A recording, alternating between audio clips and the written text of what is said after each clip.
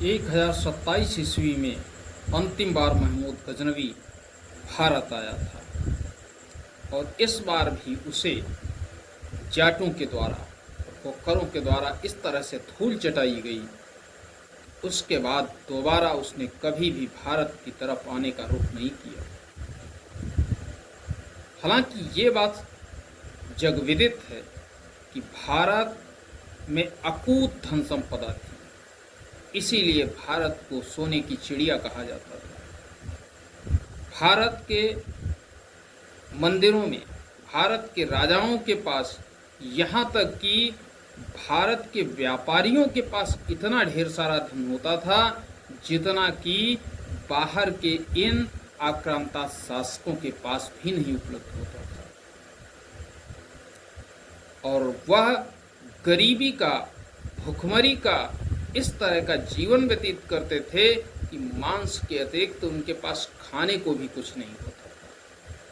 Technology नाम की कोई चीज नहीं उनके पास हुआ करती थी और ऐसी स्थिति में वो तलवार के बल पर ही जीवित रहने का प्रयत्न करते थे। अब आप समझ सकते हैं, जंगल में एक शिकारी जीव जो होता है, मांसाहारी होता है, वह जब शिकार के लिए जाता है तो उस शिकार में को करने में उसकी जान भी जा सकती है, लेकिन वो जान की परवाह नहीं करता है क्योंकि भूख सबसे पहले होती है। और ऐसे ही भूखे नंगों इन तुर्कों, अरबों के द्वारा भारत पर आक्रमण किया जाता था, क्योंकि भारत वह क्षेत्र था जहां पर उर्वर भूमि थी। यहाँ के लोग बाहर से आने वाले प्रत्येक व्यक्ति को शरण देते थे। जब जब किसी को भी विश्व में अपने अस्तित्व पर खतरा मंडराता हुआ नजर आया तो उन्होंने भारत की ओर रख दिया, और जब वो भारत आए तो भारतीयों ने उसका तहे दिल से स्वागत किया, उनको स्थान भी दिलवाया। ऐसी ही स्थिति उस समय पर भी बनी हुई थी भारत की कि महमूद गजनवी जितने एरिया को लूट करके ले गया था, हमारे जितने मंदिरों को लूट करके ले गया था, उससे भारत में इतना ज़्यादा धन धान्य की कमी नहीं आई थी, क्योंकि वह तो समुद्र में एक बूंद के बराबर ही था। इतनी अकूत संपदा थी। हमारे यहाँ के जो मसाले विदेशों को निर्यात किए जाते थे तो मसाले नहीं होते थे, वो सोना होता था, क्योंकि उधर से सोना आता था और इधर से मसाले भेजे जाते थे। उन मसालों में वो लोग अपने भोजन को सुरक्षित रखने का प्रयत्न करते थे, क्योंकि जब मसालों में वो अपने मांस को मिला लेते थे तो मांस कुछ ज़्यादा समय तक सुरक्षित बना रहता था। अब आप अंदाज़ा लगा सकते हैं कि किस तरह का खाना बदोश जीवन ये अरब और तुर्क वाले, साथ ही साथ यूरोपियन कंट्रीज जो कि आज स्वयं को विकसित और बहुत ही उत्कृष्ट सभ्यता के रूप में दर्शाते हैं, इनके पास भी न पहनने को वस्त्र होते थे, न रहने को मकान होते थे, और ये किस तरह से खाना बदोश जीवन व्यतीत करते थे।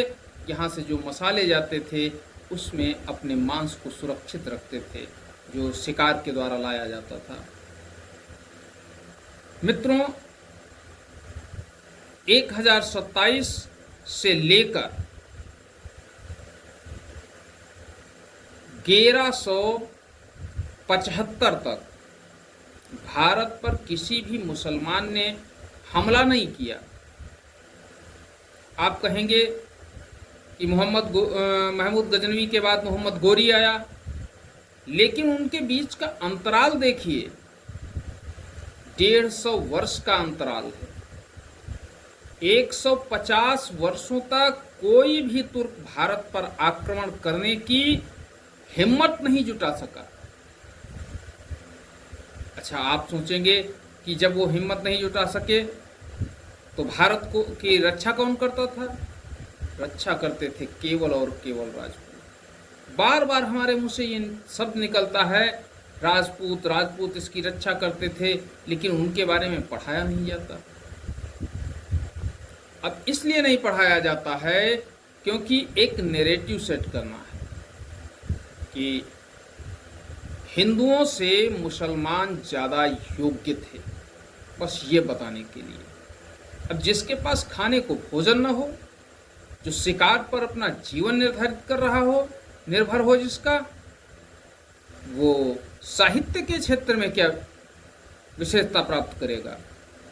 ऐसी स्थिति में जब भारत की तरफ आक्रमण करने का साहस नहीं जुटा पाते थे, तब वो लोग कौन सी चाल चलते थे? वो चाल चलते थे, अपने यहाँ से यात्री भेजते थे और जो कहते थे कि मैं तो यात्री हूँ, यात्रा करने आया हूँ, यहाँ के बारे में जानने आया हूँ, और वो जानने नहीं आते थे यहाँ के बारे में, यहाँ के शासकों को किस तरह से हराया जाए और इस्लाम को फैलाया जाए, इसका वो अध्ययन करते थे। और यहाँ से जब वो वापस जाते थे 8-10 वर्ष रुकने के बाद, तो जा करके उन्हें बताते थे कि किस किस क्षेत्र से भारत में प्रवेश करोगे, कौन सा शासक इस समय कमज़ोर है, किसके यहाँ गृह युद्ध छिड़ा हुआ है, किसके उत्तराधिकार का युद्ध चल रहा है, और ऐसे जो कमज़ोर राज्य होते थे उन पर सबसे पहले आक्रमण किया जाता था। और जो मजबूत राजा होते थे उनके सामने जाने की हिम्मत किसी के पास नहीं होती थी। और इन 150 वर्षों के अंदर ही महमूद गजनवी का जो वंश था वो अफगानिस्तान से समाप्त हो जाता है। और जब महमूद गजनवी का वंश समाप्त हो जाता है तो वहाँ पर एक नए वंश का उदय होता है। उस वंश का नाम होता है गौर वंश। इसी वंश से गोरी है।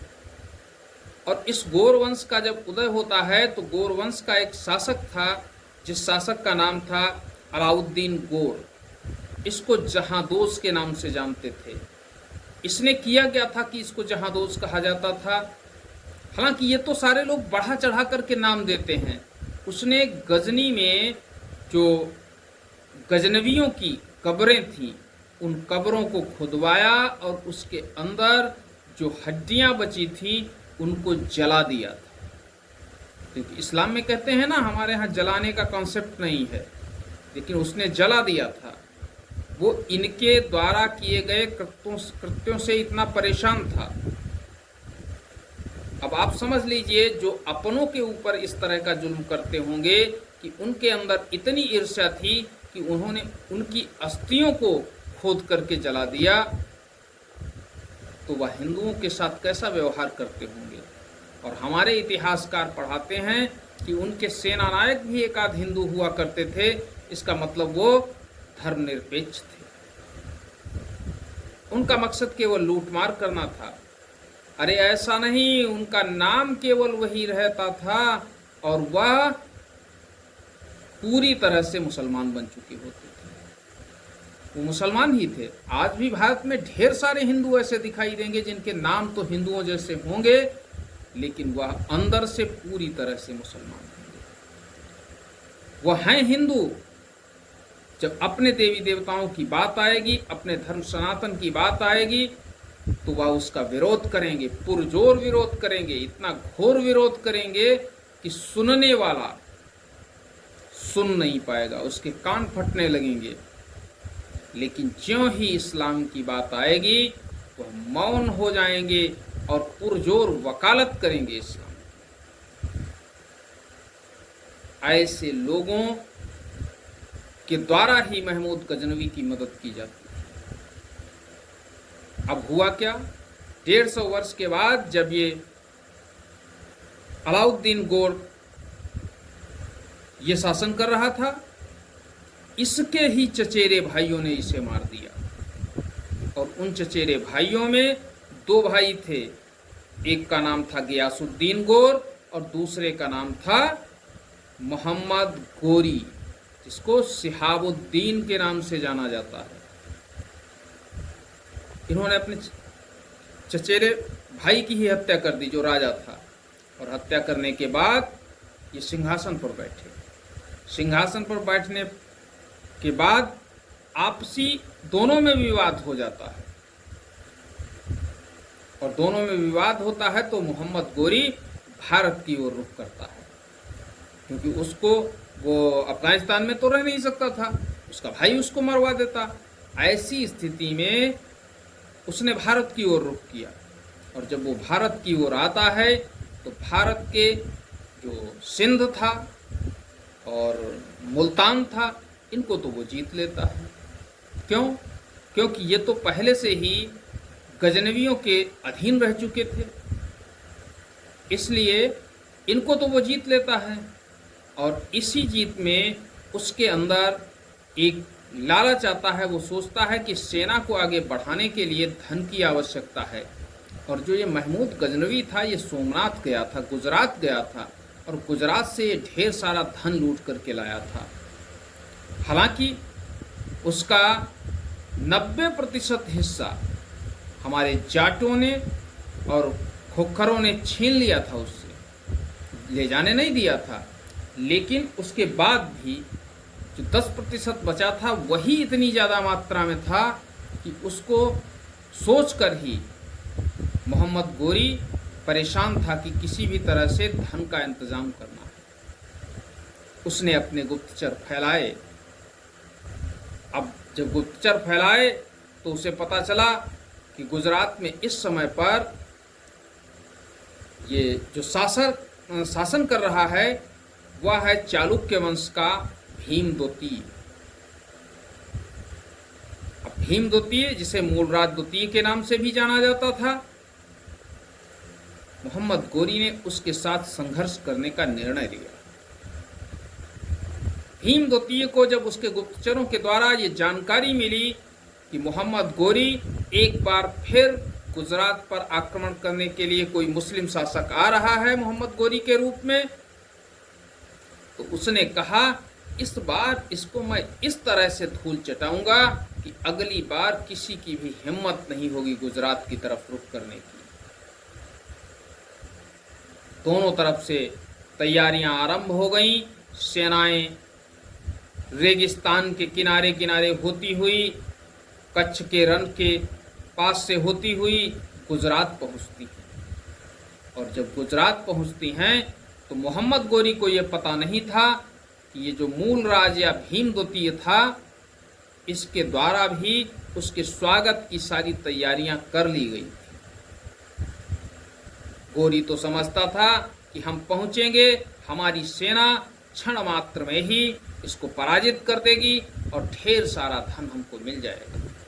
और ज्यों ही वो धन हमको मिलेगा, हम अपनी सेना का विस्तार करेंगे, और जब हमारी सेना बढ़ेगी तो मैं पूरे हिंदुस्तान को जीत लूँगा, पूरे भारत को अपने कदमों में झुका दूंगा। ऐसा मंसूबा लेकर के वह गुजरात पहुंचता है। और जब वह गुजरात पहुंचता है तो गुजरात के जो शासक थे भीम द्वितीय, वह अपनी राजधानी से बाहर निकलते हैं और माउंट आबू, ये जो आबू पर्वत है, आबू पर्वत के पास में ही एक कासहद का मैदान था। पर्वत श्रृंखला के बीच में एक मैदानी भूभाग था जिसको कासहद के नाम से जाना जाता है। उस कासहद के मैदान में इनकी सेनाओं का आमना सामना होता है। भीम द्वितीय ये अत्यंत ही वीर शासक था। मातृभूमि के लिए मर मिटने का जज्बा था इसके अंदर, सनातन को बचाने की पूरी निष्ठा थी इसके अंदर। और दोनों तरफ से युद्ध की घोषणाएं होती हैं, और जब युद्ध की घोषणा होती है तो दोनों ही सेनाएं आमने सामने आती हैं। मूलराज के सैनिक गोरी के सैनिकों को मूली गाजर की तरह काट रहे थे। अब गोरी की समझ में नहीं आ पा रहा था कि वह करे तो क्या करे। ऐसी स्थिति में गोरी अपनी सेना को छोड़ करके वहां से भाग निकला। अब भागते हुए किसी भी सैनिक के ऊपर भारतीय जो राजा थे, भारतीय जो योद्धा थे, भारतीय सैनिक थे, वो कभी वार नहीं करते थे। पीठ दिखा दी तो भाग जाओ, अब तुमको नहीं मारेंगे। अगर तुमको मरना है, हमसे लड़ना है, तो हथियार हाथ में उठाओ और हमारे सामने आओ, चीर कर रख देंगे तुमको। और ये गोरी वहां से भाग जाता है। पहली बार इसे भारत में पराजय का सामना करना पड़ता है और पहली बार ही तो वो एक सक्षम राजा से टकराता है। ये तुरंत वापस भाग जाता है पंजाब की तरफ और ये मुल्तान में जाकर के डेरा डाल लेता है। फिर कुछ सेना एकत्रित करता है और सेना को एकत्रित करके ये पहुंचता है। एक किला होता है जिस किले का नाम होता है तबर हिंद का किला। ये पंजाब में पड़ता है और इस तबर हिंद के किले को ये जीत लेता है। तबर हिंद का जो किला था वो रणनीतिक दृष्टि से अत्यंत ही महत्वपूर्ण था और जब ये उसको जीत लेता है तो चौहान वंशीय शासक महापराक्रमी पृथ्वीराज चौहान, इनके द्वारा इसको संदेशा भिजवाया जाता है कि तूने उसको कैसे जीत लिया, वो मेरे राज्य का हिस्सा है। अब गोरी ये समझ जाता है एक तरफ से तो पिट करके ही आ रहा है, धन भी उसके पास है नहीं, ऐसी स्थिति में वो करे भी तो क्या करे। लेकिन उसने क्या किया कि उसने अपना एक दूत भेजा। किसके पास दूत भेजा? दूत भेजा पृथ्वीराज चौहान के पास।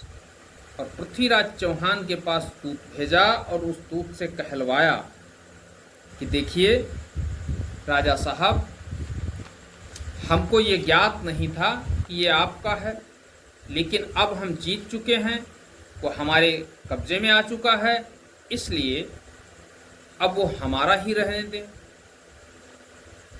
तबर हिंद के किले को पृथ्वीराज चौहान खोना नहीं चाहते थे, इसलिए उन्होंने गोरी से कहा कि तुम अफगानिस्तान के निवासी हो, अफगानिस्तान भाग जाओ। और अगर तुम नहीं भागते तो तुम ये समझ लीजिए कि तुम अपनी मृत्यु का पैगाम लेकर के आए हो। हम काल हैं तुम्हारे, हम तुमको छोड़ेंगे नहीं।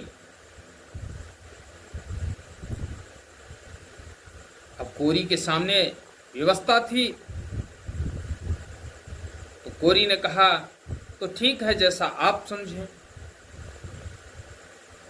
जो इन्होंने दूत बना करके भेजा था पृथ्वीराज चौहान के पास, उसका नाम था कवाम उल मुल्क रुकनुद्दीन हमजा। इसे इसने भेजा था और उसका कोई सकारात्मक परिणाम तो निकला नहीं। अतः दोनों ओर की सेनाएं तराइन के मैदान में एकत्रित होती हैं। पृथ्वीराज चौहान की सेना का जो नेतृत्व कर रहे थे वह पृथ्वीराज चौहान के ही छोटे भाई गोविंद राय, या उनका ही एक दूसरा नाम खंडे राय था। कभी हमें इतिहास में बताया गया ये गोविंद राय या खंडे राय ये पृथ्वीराज चौहान से भी ज्यादा वीर था, कुशल रणनीतिकार था, दूरदर्शी भी था, पृथ्वीराज चौहान से छोटा था। ऐसी स्थिति में जब युद्ध होता है, तराइन का पहला युद्ध होता है 1191 ईस्वी, और उस युद्ध में गोरी की सेना पूरी तरह से पराजित हो जाती। पराजित ही नहीं, ये मान करके चलिए आधी से ज्यादा सेना को तहस नहस कर देते, खत्म कर देते हैं। गोरी जो कि सेना के पीछे रहता था, ये जो ये था इसका भाई गोविंद राय उसकी सेना के पीछे जाकर मोहम्मद गोरी को पूरी तरह से पराजित करता है, इतना घायल कर देता है। पृथ्वीराज चौहान उस भागते हुए ये युद्ध क्षेत्र से भाग खड़ा होता है गोरी, और जब ये भाग खड़ा होता है तो ये गोविंद राय कहता है कि राजन, इसको क्षमा मत करिए। ये तुर्क हैं, ये कभी भी अपना बदला लेने के लिए किसी भी तरह की नीच और घिनौनी हरकत कर सकते हैं। लेकिन पृथ्वीराज, वो तो भारतेश्वर खुद को कहते थे, वीर शासक थे, मजबूत थे, तो स्वाभाविक था कि उन्होंने कहा कि मैं अपनी परंपरा को फॉलो करूंगा। हम निहत्थों पर और युद्ध से भागे हुए लोगों के ऊपर हथियार नहीं उठाते हैं। भाग जाने दो इसको, और ज्यादा से ज्यादा क्या करेगा, दोबारा फिर आएगा, फिर इसको पराजित करेंगे। अब गोविंद राय ये बात हजम तो नहीं कर पा रहा था, लेकिन राजा का आदेश था, उसे माननी पड़ी। और ये गोरी भागता हुआ, गिरता पड़ता वहां से भाग जाता है तराइन से। इधर जब तराइन के युद्ध में मोहम्मद गोरी को पृथ्वीराज चौहान पराजित कर देते हैं, तो भारत के अन्य राजाओं से भी तो उन्हें टकराना पड़ा था, और आपसी टकराव भी होता था। और वो टकराव इसलिए नहीं होते थे कि अपने भूभाग को हम बढ़ाएंगे या कुछ करेंगे, ये नाते रिश्तेदारियों में होते थे टकराव। पृथ्वीराज चौहान की शक्ति भी क्षीण हो रही थी। 1 वर्ष के बाद अपनी पुनः तैयारी करके गोरी फिर आता है, और जब गोरी पुनः आक्रमण करने के लिए आता है, तराइन के मैदान में अपनी सेनाएं एकत्रित करता है, तो पृथ्वीराज चौहान उसको हल्के में लेते हैं। लेकिन इनका जो भाई था, अर्थात जो इनका सेनापति था गोविंद राय, वह इस बार इसको हल्के में नहीं लेता है, और पृथ्वीराज से कहता है कि देखिए, दुश्मन 1 वर्ष के अंदर दोबारा हमसे युद्ध करने के लिए आया है। इसका मतलब है कि वह इस बार पूरी तैयारी के साथ आया। इसलिए हमें अति उत्साहित नहीं होना चाहिए। पृथ्वीराज चौहान कहते हैं, अरे इसको तो इस तरह से खदेड़ कर मारा था, अब 1 वर्ष में इसके पास ऐसी कौन सी चीज आ गई है कि ये मुझे पराजित कर देगा। दोनों तरफ से अहम विद्यमान था। एक तरफ नीचतापूर्ण चाल चलने वाला था, दूसरी तरफ सनातन को मानने वाला ऐसा शासक जो कि भागते हुए युद्ध क्षेत्र से भाग रहे किसी भी सैनिक के ऊपर हथियार नहीं उठाता था। और दूसरा, छल की कोई भी अवसर छल का वो छोड़ता नहीं था। किसी भी तरह से उसे जीत हासिल करनी होती थी। ऐसी स्थिति में युद्ध होता है तराइन का दूसरा, और उस दूसरे युद्ध में सेनाएं जब आमने सामने आती हैं, तो राजपूत तो अपनी पूरी ताकत के साथ हमला करते हैं। लेकिन इस बार इस मोहम्मद गोरी के द्वारा एक अलग सी वो बनाई गई थी सेना की टुकड़ी, जो कि तीरंदाजों से युक्त थी, और वह पृथ्वीराज चौहान की सेना पर पीछे से हमला करती है। सेना जब आगे इन तुर्कों को धूल चटा रही थी, इसी बीच सेना में पीछे से हमला जब सेना पर हो जाता है, तो उनके हाथी भड़क जाते हैं, और हाथी इस तरह से भड़क जाते हैं कि वह अपनी ही सेना को कुचलने लगते हैं। और जब अपनी ही सेना को कुचलने लगते हैं, ऐसी स्थिति में सेना में भगदड़ मच जाती है।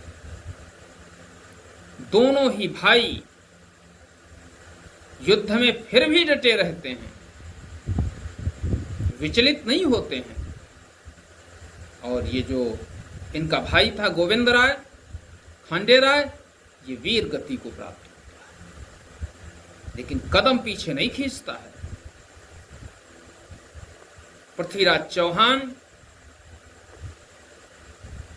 से कुछ सैनिक कहते हैं कि हे राजन, आप युद्ध क्षेत्र से निकल जाएं और आप यदि बच जाएंगे तो इसको पुनः हराया जा सकता है। लेकिन पृथ्वीराज कहते हैं कि मैं राजपूत हूं, सूरवीरों का खून है मेरे अंदर, मैं पीठ दिखाकर कैसे भाग सकता हूं।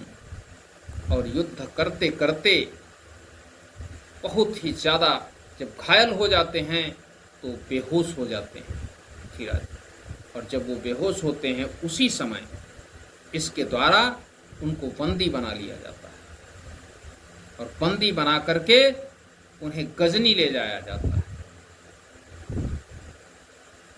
अब ये तो स्टोरी है पृथ्वीराज चौहान की मोहम्मद गोरी के साथ। उसके आगे की कहानी के बारे में हमें बताया जाता है, जैसा कि जो हमें किताबें मिलती हैं उनको तोड़ मरोड़ करके भी प्रस्तुत किया गया है। कोई कहता है कि इसकी मोहम्मद गोरी की ऐसे ही मृत्यु हुई थी कोई, जबकि वास्तविकता ये थी कि जब पृथ्वीराज चौहान को बंदी बना लिया जाता है और उसके साथ दुश्मन के जैसा, मतलब एक दुर्दांत अपराधी की तरह उसके साथ व्यवहार किया जाता है, तब उसका एक मित्र था चंदबरदाई, जो कि कवि भी था। और चंदबरदाई इस चीज को सहन नहीं कर सकता था, क्योंकि उसका मित्र कोई सामान्य नहीं था, पृथ्वीराज कोई सामान्य नहीं था, वो अद्वितीय योद्धा था, शब्द भेदी बाण चलाना जानता था वो। और तब चंदबरदाई गजनी पहुंचता है और गजनी पहुंच करके कहता है कि भाई, ये तो मैं जानता ही हूं कि आप मेरे राजा को मृत्युदंड देंगे, लेकिन मेरे राजा के पास एक ऐसी विद्या है जिस विद्या को इस दुनिया में दूसरा कोई नहीं जानता है। मदगोरी कहता है ऐसी कौन सी विद्या है? तो कहता है कि मेरे राजा के द्वारा बिना लक्ष्य को देखे हुए उसका भेदन किया जा सकता है, सिर्फ और सिर्फ आवाज पर, ध्वनि पर ही। पृथ्वीराज चौहान की आंखें फुड़वा दी गई थी, बड़ी बड़ी आंखें थी। बंदी भले ही उनको बना लिया था, लेकिन उनकी आंखों को देख करके डर जाता था मोहम्मद गोरी, इसलिए उनकी आंखें फुड़वा दी। तो वो कहता है कि मैं कैसे मान लूं कि ये आवाज पर तीर मार सकता है? चंदबरदाई कहते हैं देखिए, मेरे महाराज के पास आंखें तो हैं नहीं, तो आपने फुड़वा दी हैं।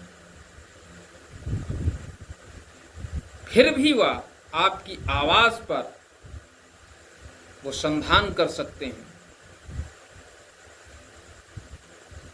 ऐसी बात जब सुनता है मोहम्मद गोरी और वहां के जो अमीर थे उसके साथ, तो वो बहुत ही परिहास उड़ाते हैं पृथ्वीराज चौहान का, और परिहास उड़ाते हुए कहते हैं ठीक है, मृत्यु से पहले तुझे एक अवसर देता हूं, और अगर ये अपने निशाने से चूका तो तुम दोनों को ही तुरंत मौत के घाट उतार दिया जाएगा। चंदबरदाई बिना पृथ्वीराज चौहान से पूछे हुए उस शर्त को स्वीकार कर लेता है और अपने मित्र के पास पहुंच जाता है। खेल आरंभ होता है। एक घोड़े पर एक नगाड़ा लेकर के एक व्यक्ति बैठता है, घंटा लेकर के, और उस पर टन टन की आवाज करता है, घोड़ा दौड़ रहा होता है। पृथ्वीराज चौहान को सारी बात चंदबरदाई के द्वारा बताई जाती है कि ये भी हमारे साथ छल ही किया जा रहा है, लेकिन मैं आपको बताऊंगा कि सुल्तान कहाँ है, आप उसका निशाना लगाना। ये खेल आरंभ होता है। धनुष बाण हाथ में दिए जाते हैं पृथ्वीराज चौहान के, और वह मां भारती का ऐसा सपूत जब हाथ में धनुष बाण लेता है तो अपने मित्र से कहता है, हे मित्र, मेरा लक्ष्य कहाँ है? वो कहता है कि वो चिल्लाएगा, तीसरी बार जब घंटा ये बजेगा तो वो चिल्लाएगा, और उसी चिल्लाहट पर आपको वार करना होगा। घंटा बजता है, एक बार टर्न, घोड़ा 50 मीटर दूर जाकर के दोबारा घोड़े पर सवार व्यक्ति घंटा बजाता है। लेकिन इधर घोड़े पर जो घंटा बज रहा था उस पर तो उनका विचार ही नहीं था, इधर तो लक्ष्य कोई दूसरा ही था। और चंदवरदाई कहते हैं तीसरा घंटा बजने से पहले ही कहते हैं कि राजन 4 बांस 24 गज अंगुल अष्ट प्रमाण, ताऊ पर सुल्तान है मत चूको चौहान। चूकना मत चौहान, यही एक अंतिम अवसर है इसको सजा देने का। चौहान कैसे चूक सकते थे, वो तो शब्द भेदी बाण चलाना जानते थे। जो ही तीसरा घंटा बजता है त्यों ही वो चिल्ला देता है ये कायर है, और ज्यों ही उसके मुख से ये शब्द निकलता है ये कायर है, इधर से तीर निकलता है पृथ्वीराज चौहान जी का और जा करके उसकी गर्दन को भीन देता है। और एक ही बार में उसके प्राण पखेरु उड़ जाते हैं। सारे सैनिक उस सुल्तान को बचाने के लिए उसकी तरफ दौड़ने लगते हैं। इसी बीच चंदवरदाई पृथ्वीराज से कहते हैं कि अब क्या किया जाना चाहिए। तो पृथ्वीराज चौहान कहते हैं कि देखिए, तुम मेरा सर मेरे धड़ से अलग कर दो, क्योंकि यदि मैं तुम्हारा सर पहले काट दूंगा तो तुम्हारे हाथ कांप सकते हैं। ऐसी स्थिति में मेरा वध नहीं, मैं मृत्यु को प्राप्त नहीं करूंगा, ये मेरे साथ फिर दुर्व्यवहार करेंगे। चंदवरदाई कहता है आप मेरे राजा हैं, हम आपका सर कैसे काट सकते हैं। पृथ्वीराज चौहान कहते हैं ये मेरा आदेश है और मेरे आदेश का पालन हो। पृथ्वीराज चौहान की तलवार से उनकी गर्दन चंदवरदाई के द्वारा काट दी जाती है और वो तलवार पृथ्वीराज चौहान के हाथ में थमा देते हैं और पृथ्वीराज चौहान एक ही बार में चंदवरदाई की भी गर्दन उतार देते हैं। दोनों मित्र मृत्यु को जश्न में परिवर्तित कर देते हैं। दूसरी तरफ उसके प्राण पखेरु उड़ चुके होते हैं मोहम्मद गोरी के। अब वो संतानहीन था, उसके कोई औलाद नहीं थी। ऐसी स्थिति में साम्राज्य का छिन्न भिन्न होना, उसके दासों में वितरित होना, क्या स्थितियां होती हैं उनके बारे में हम अगले वीडियो में बताएंगे। और अभी उस शासक के बारे में हमें बताना बाकी है जिसके ऊपर गद्दार होने का एक धब्बा लगा हुआ है, जिसका नाम है जयचंद। उसके बारे में भी हम आपको बताएंगे, लेकिन ये अगले वीडियो में बताएंगे। आज के लिए बस इतना ही, मिलते हैं अगले दिन अगली कहानी के साथ। तब तक के लिए जय हिंद, जय भारत, नमस्कार।